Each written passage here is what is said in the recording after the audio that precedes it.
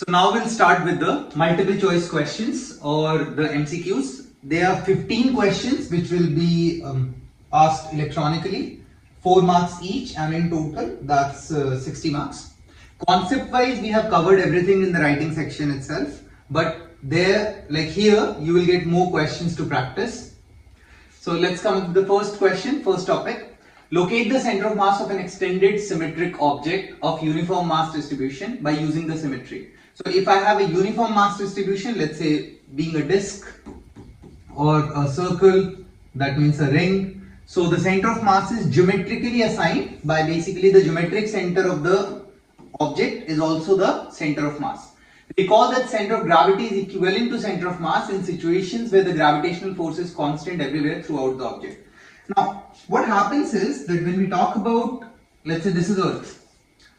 So, around this region, the radius of Earth is R, around this region, that means our day-to-day life objects or like situations, the value of G, that is the acceleration due to gravity or the gravitational force, is almost constant throughout.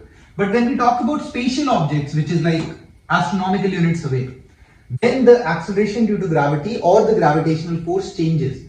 So when we talk about objects which are in our surrounding and we encounter in day-to-day lives, those objects, their center of gravity and center of mass is same because the gravitational force throughout the object is same.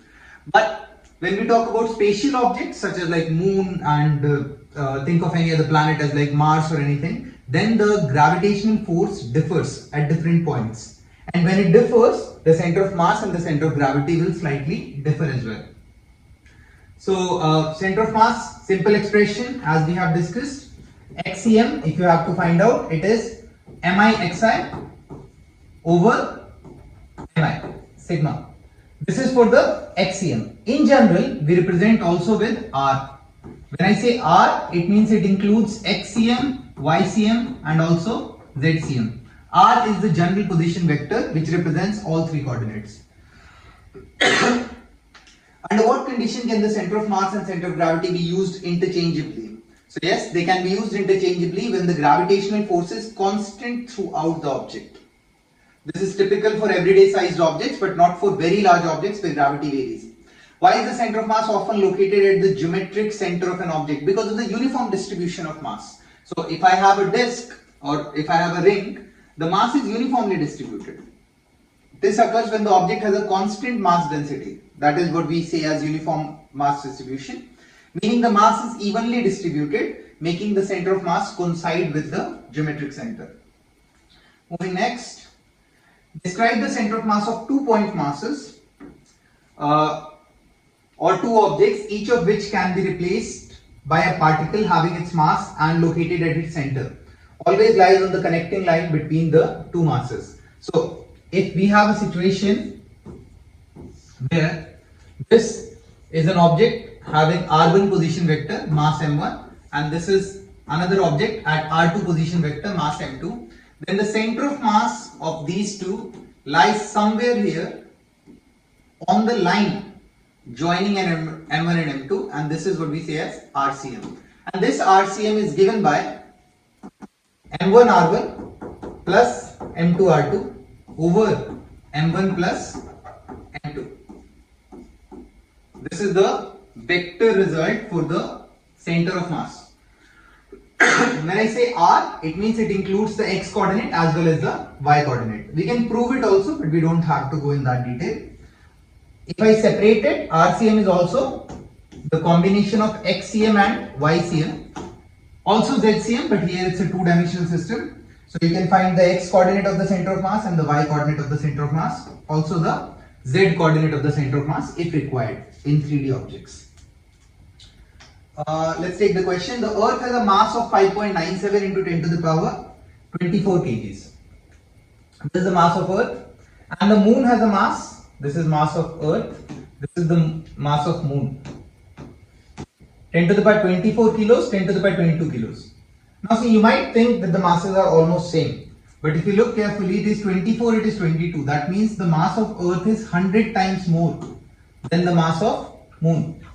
What do we mean by 100 times more? Think of like you are lifting an object which is 1 kilo heavier and lifting an object which is 100 kilo heavier.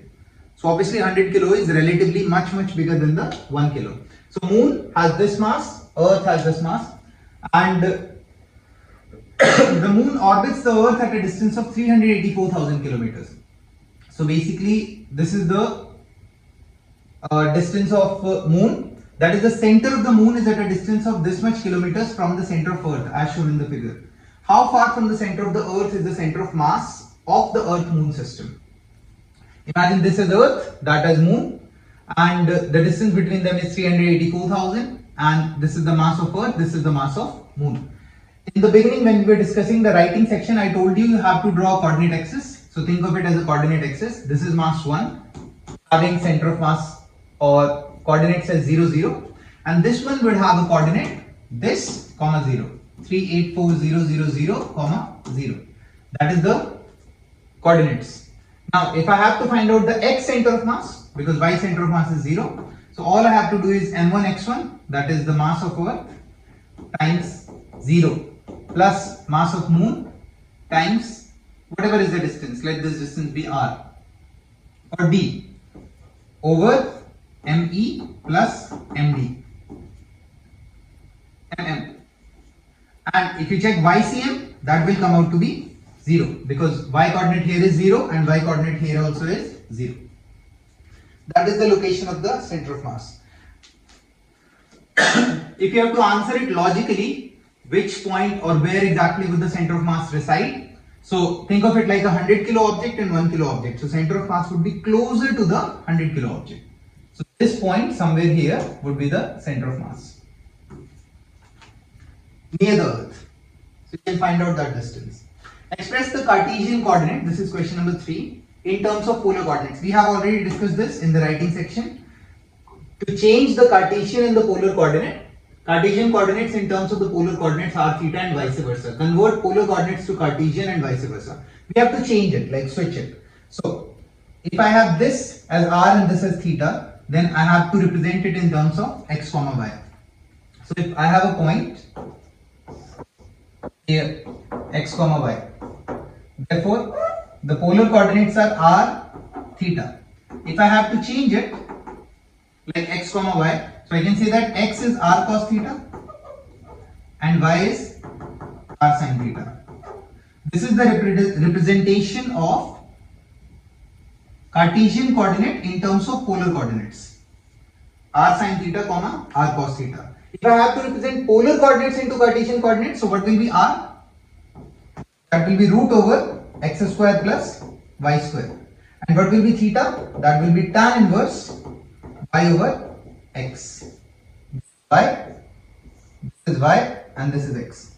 So tan inverse y over x. So I get the r theta, that is the polar coordinates in terms of Cartesian coordinates, and I get the Cartesian coordinates in terms of polar coordinates. This is what you had to represent. The direction of r is radially outward, represented with r cap. Direction of theta is tangential vector basically. We call it as theta cap or sometimes also as t cap. In your book it is mentioned as t cap.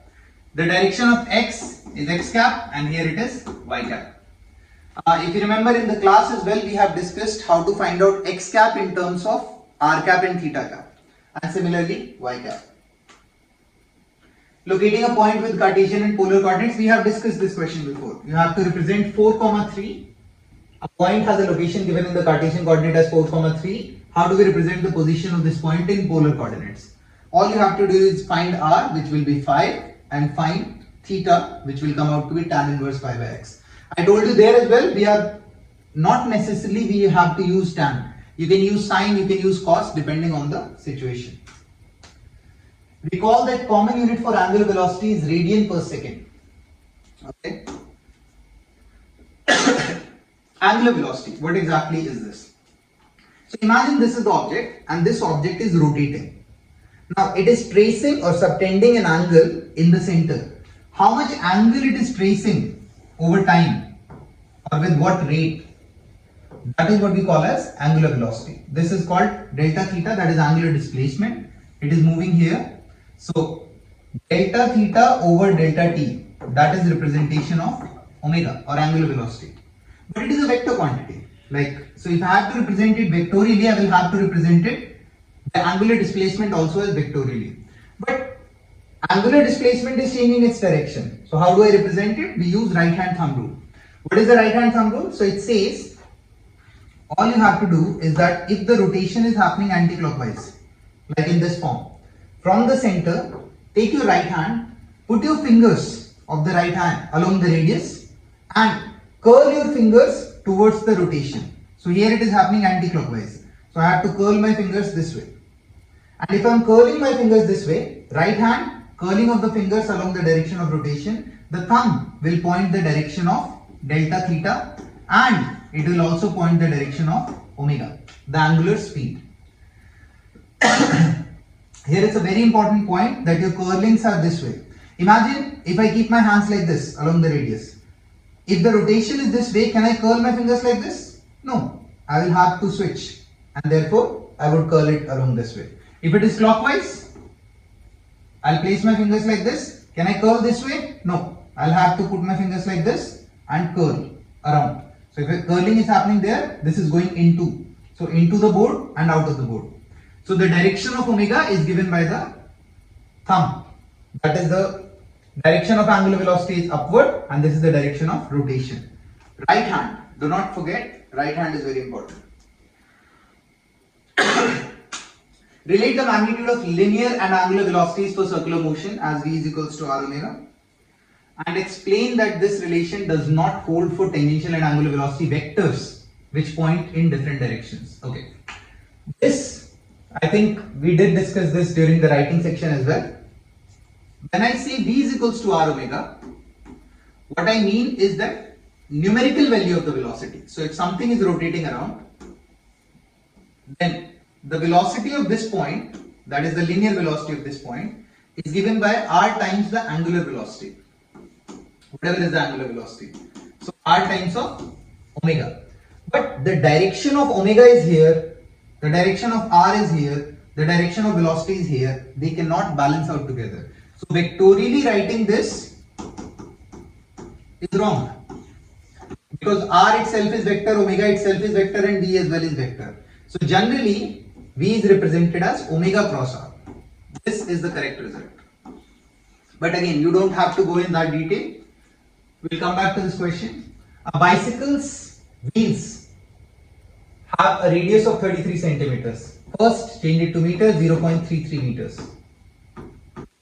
There's a bicycle wheel. The bicycle is traveling at a speed of 6.5 meter per second. That means this wheel is moving at the speed of 6.5 meter per second. This is the velocity or the linear speed. What is the angular speed of the front tire? What is the angular speed of the front tire? We need to find out the angular speed of the tire. Now, I have the radius and I have the velocity, the speed. So if I find out v is equals to r times of omega, I will get r is 0.33, v is 6.5 times omega. So I can get omega as 6.5 over 0.33. Whatever this value comes, it will come out around like 17, 18. So, is there an option? 17, 18, approximately this, 19.7 radian per second. V is there, R is there, rearranging the formula, solve 19.7 radian per second. Exactly that, 19.7 radians per second. All you have to do is just put the values in the equation. 9.62. Consider a 53 centimeter long lawnmower blade rotating about its center at 3400 rpm. We have discussed this before, how to change rpm. So 3400 times 2 pi over 60. 3400 rotations every minute. This is omega. 53 centimeters. So this is the radius. 53 centimeter long lawnmower blade rotating about its center at 3400 rpm. So this is the radius.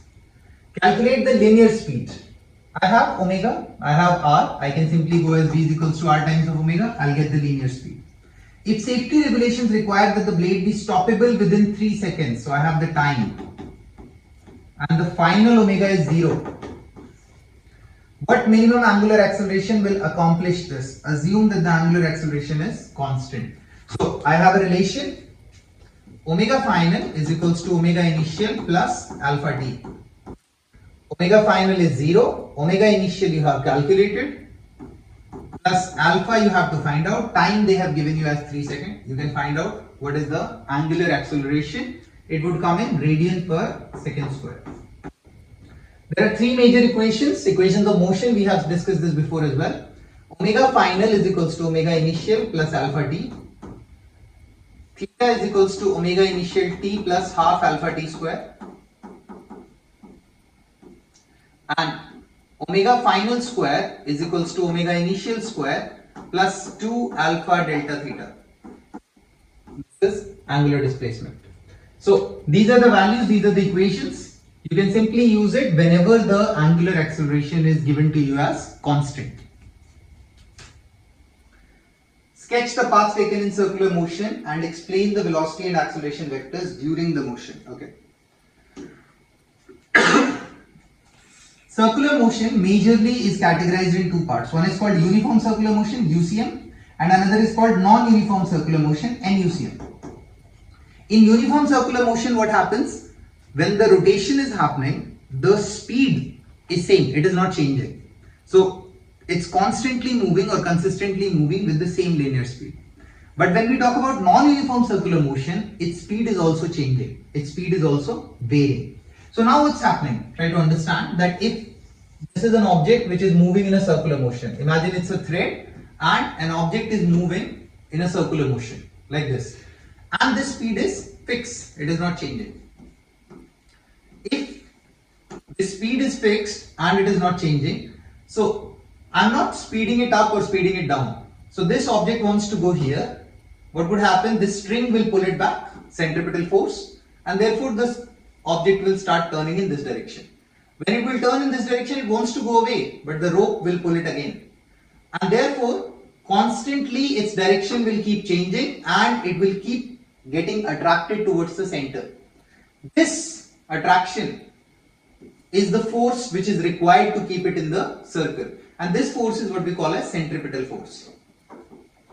And because of the centripetal force, there is a centripetal acceleration, AC, and this acceleration comes out to be v square over r. R is the radius, v is the tangential speed.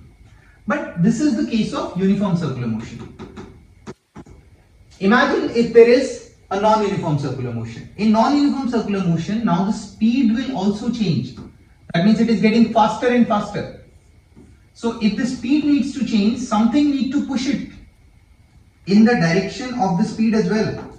So here, if I have to increase the speed, I have to keep it in the circle and I have to increase the speed every time. So if the speed is continuously increasing, then I need two forces, one force here and one force here to keep it in the circle. This force is the centripetal force as usual, which will also change because the speed is changing because of this. This is the tangential force, which is coming by the external force which is given to speed it up. And this tangential force will produce a tangential acceleration. This tangential acceleration is dv by dt. How much is the change in the velocity with respect to time? And when I say v here, I am talking about the magnitude of the velocity and not the direction of the velocity. So the acceleration in circular motion has two components. One is the tangential acceleration, dv by dt, and another is the centripetal acceleration. This is the representation of AT basically. Okay, so dv by dt, and this is the direction, tangential direction, because the tangential acceleration is going to be in the tangential direction. Now, if you differentiate it, it will get divided into two parts. D by, if it is changing continuously, there is product rule of differentiation. It comes out to be as dv by dt t cap plus v dt cap by dt. This will turn out to be as the direction. dv by dt is r alpha, the change in acceleration or basically changing velocity, changing speed to be precise. And here this v is also r omega and dt cap by dt is r cap. If I place it, acceleration comes out to be AT tangential minus AC r cap. The negative sign represents that the centripetal acceleration is acting towards the center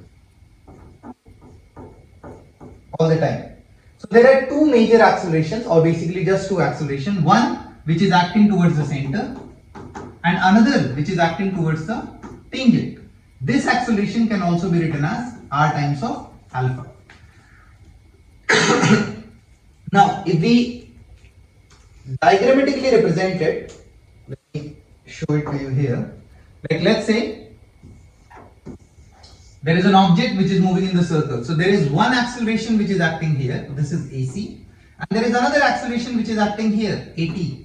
If I have to find out the net acceleration, it will come out at a certain angle. This is A net, and this A net is given by root AC square plus AT square, where AC is B square by R minus R cap, because it's acting towards radially inward, and AT, either I can place it as dV by dt, T cap, this is tangential direction, or I can also write it as R alpha, because this change is happening because of the alpha angular acceleration. T cap, this is tangential acceleration. And the net acceleration, because they are at 90 degrees, is the resultant root AC square plus AT square. Here V can also be written as R omega. So this expression can also be written as R square omega square over R, or omega square R. This is also centripetal acceleration in terms of omega, or angular speed. Tangential acceleration. Okay, it's just the definition. Again, AT is this, AC is this. I have explained this. This is A total or A net. If you have to find out the direction, again, you can go as tan theta, A inverse, tan inverse A by x. Let's see the question. A particle is moving clockwise. A particle is moving in the clockwise direction. Like here, in a circle of radius 1 meter. This is 1. At a certain instant, the magnitude of its acceleration is 25 meter per second square. So when they say magnitude of the acceleration, they are talking about A net. This is 25 meter per second square. And the acceleration vector has an angle of theta is equals to 50 degree. I think we did this question in the writing section. Anyway, with the position vector as shown in the figure, at this instant find the speed v. What is the speed at this point? That we need to find out of this particle. Now, this is A net. There is a centripetal acceleration in this direction, and this direction there is a tangential acceleration. If I use vector resolution, this is A, this is AC, and this is AT. This is theta. So AC will come out to be A cos theta, which is 25 cos 50 is equals to AC. And AC is also equal to V square by R. So if I know the radius, I know all these values, I can find what is V. And that will give me the speed at this point. Remember, when the speed will keep changing, acceleration centripetal will also have to change, because it depends on the speed and it depends upon the radius. You can solve it, you'll get the result. This is question number 7.